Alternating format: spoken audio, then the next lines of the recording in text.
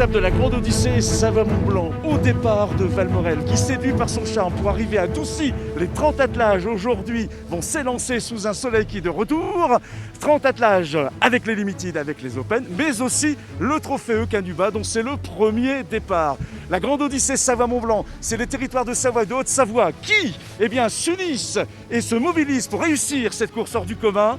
La Grande Odyssée et Savoie-Mont-Blanc, une complicité, Vincent. Ouh là là, beaucoup plus que ça, c'est une histoire d'amour qui dure depuis 15 ans dans ce magnifique territoire de Savoie, de Haute-Savoie.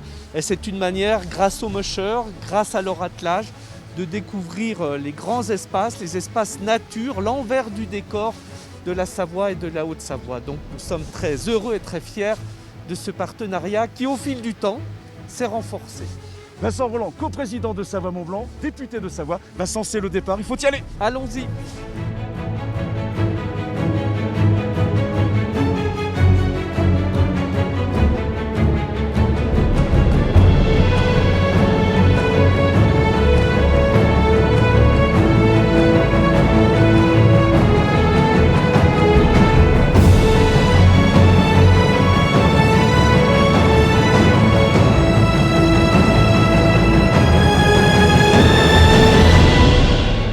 Aujourd'hui, les attelages ont parcouru 20 km et 1000 mètres de dénivelé. On attaquait par une montée avant de longer les crêtes. Et une fois qu'on arrivait à Doucy, on faisait demi-tour. Et puis une fois tout en haut qu'on était bien cuit, et on rattaquait la descente jusqu'à l'arrivée. Donc super sympa. Un peu comme hier, très montagneux, mais quand même moins physique finalement. Je pensais que ça serait plus dur qu'hier, finalement c'était un peu moins dur qu'hier, parce que la neige était plus dure, donc ça allait plus vite.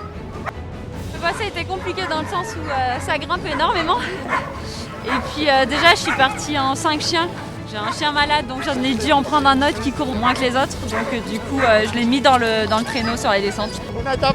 Une très belle étape, une descente et un lieu magnifique. On est très content avec l'équipe.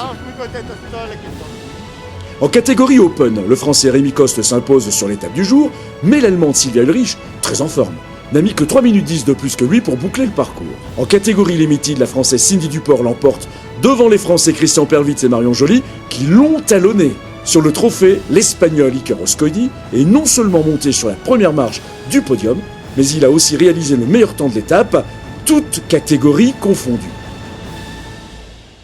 Demain, c'est en Haute-Maurienne que la caravane s'installe, à commencer par le mythique départ en ligne de Bessan.